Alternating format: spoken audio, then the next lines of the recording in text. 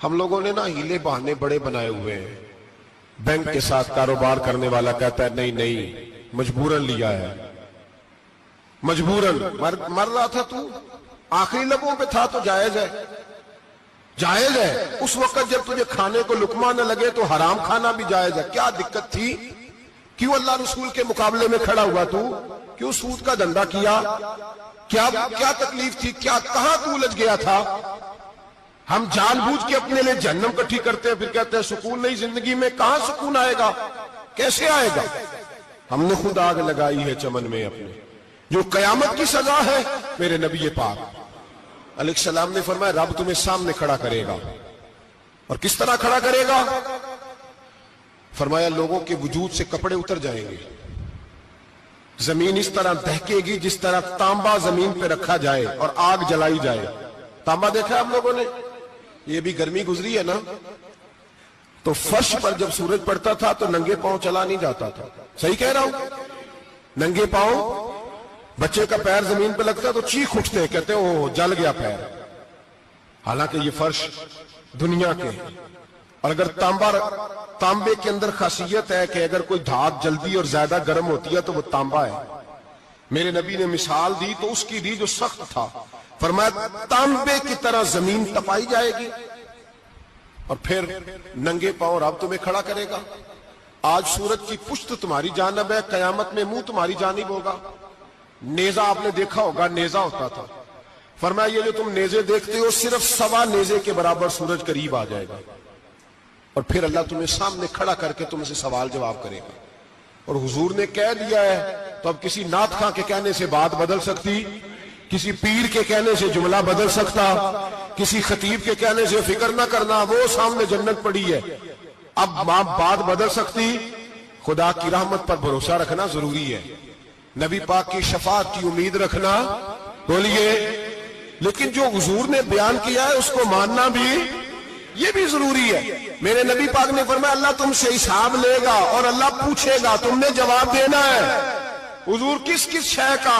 فرمایا جو پہنتے ہو اس کا جواب نہیں دینا, جو کھاتے ہو اس کا جواب نہیں دینا, جو اللہ کے رستے میں دیتے ہو اس کا جواب, باقی ہر شے کا جواب دینا ہے.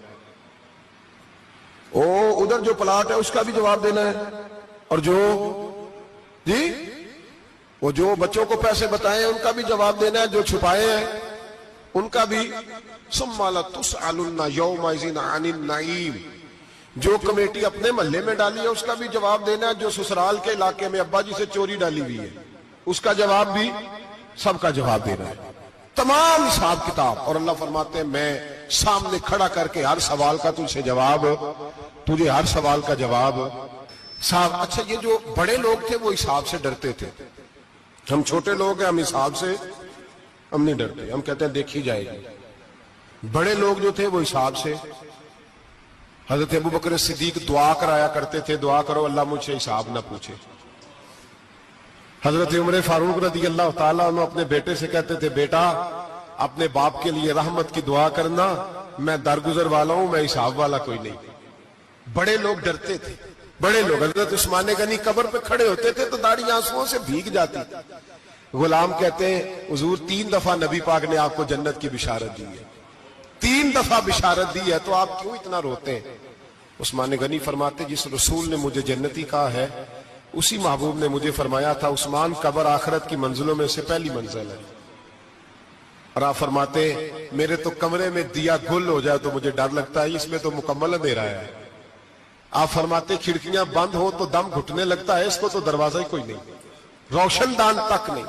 بھائی جو بڑے تھے وہ ڈر رہے تھے. مولا علی شیر خدا نماز کا وضو کر کے کانپتے تھے, کانپتے. علی آپ مرحب کے سامنے نہیں کانپے, خیبر کا دروازہ اکھاڑتے نہیں کانپے, بدر احد خندق حنین اور خیبر میں نہیں کانپے, تو یہاں آپ فرمانے لگے مالک کے سامنے جاتے ہوئے ڈر آتا ہے. بڑے لوگ کانپتے تھے, بڑے لوگ. آج کون سا جمعہ ہے؟ سارے بولیے. حالانکہ یہ اگلے سال دوبارہ آئے گا, ہمارا نہیں پتا کہ ہم ودا ہو جائیں کہ کیا بنے. یہ کون سا جمعہ ہے؟ آیا جمعہ الوداع, آئے ہم پڑھیں. آج ایک فکر لے کر کے جانا, ایک سوچ. جہاں روز رات کو بیٹے کی ٹینشن، بیٹی کی ٹینشن، بھائی کی ٹینشن، پوتے کی ٹینشن ہوتی ہے نا، ایک ٹینشن اور اپنے آج ایک ٹینشن بڑھا لو، قبر کی ٹینشن پیدا کر لو، قیامت کی تھوڑی سی فکر کر لو، تھوڑی سی ایک لمحے کے لیے صحیح تھوڑا خیال پیدا کریں۔